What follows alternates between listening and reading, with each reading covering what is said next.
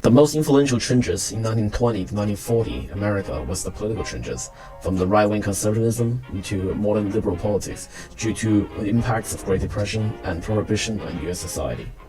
Left-wing and right-wing was a way to describe political orientation and date back to France's Constituent Assembly, where radicals are the left and liberals are the right. However, the meaning has been changed, and according to Dictionary of the Social Sciences, where economic liberalization free trade was once a radical proposition and now migrated to the right. From this definition, left-wing means policies that reform and shift from the conservative, the traditional values. This notion of free market and government intervention was challenged by the New Deal policies, which are aimed to halt economic recession. It was proposed by FDR, a member of the Democratic Party, preceded from Hoover, a member of the Republican Party. Both were in office during the Great Depression and Prohibition. From the contrast of both terms and how they handled both events, it tells a shift in politics at the time. On the grounds of combating Great Depression, there are perspectives on whether or not the New Deal was a conservative policy or a liberal policy, which became a question whether or not if there was a shift in the role of government. As stated in the book published by University of Virginia Press, Elliott A. Rosen, The Republican Party in the Age of Roosevelt. By 1936, the term liberal typically was used for supporters of the New Deal and conservative for its opponents. Further views, such as the journal article by Eric Alterman, How Classical Liberalism Morphed into New Deal Liberalism. It states that classical liberalism is protection from or against the abusive powers of government. And after FDR's famous speech on Four Freedoms, the third is freedom from want, which translated into world terms means economic understandings which will secure to every nation a healthy, peacetime life for its inhabitants.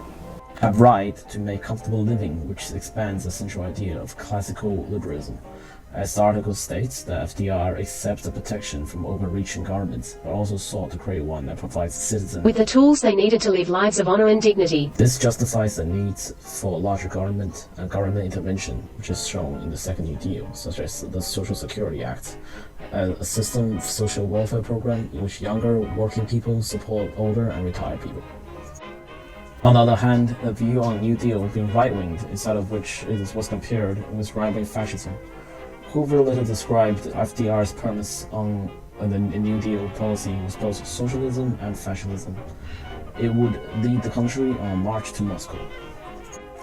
This view from former President Hoover represents a conservative call for small government or lesser government intervention on the economic.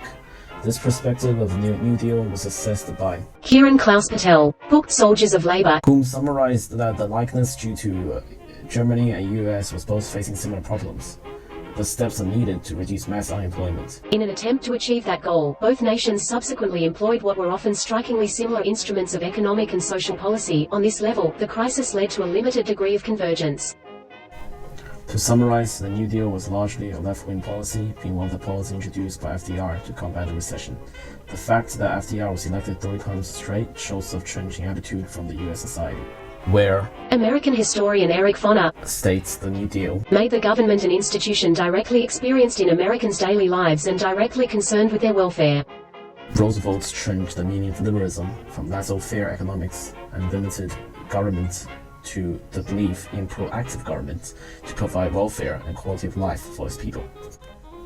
Prohibition reveals the shift in societal attitudes. The conservative policy of the prohibition caused by religious fundamentalism was due to social changes at the time, such as industrialization and urbanization. Prohibition was a total ban on alcohol, ratified in U.S. Constitution in 1920 after the temporary Wartime Prohibition Act. The development and success of the amendment suggests the dominance of religious fundamentalism at the time. As the modern historian Richard Hofstadter cited in Liquor in the Land of the Lost Cause. The rural evangelical virus, a pseudo-reform, a pinched parochial substitute for reform. As for evangelicals, religion and prohibition was a means of addressing problems associated with the increased urbanization and industrialization of the New South, such as poverty, lynching, violence, and lack of quality education. The end of this fundamentalist policy created the foundation of modern liberalism. As the devil's drink and prohibition comes ratified, its flaws came to rise. increased crime such as bootleggers and mobsters become wealthy. It also brought an introduction to vigilantism with citizens such as the fundamental Evangelists, Billy Sunday, and the Ku Klux Klan. However, Hoover still supported the Prohibition, stating that it was noble in motive and far-reaching in purpose. It was only repealed when FDR was elected. The failure of Prohibition eventually created the groundwork for modern liberalism.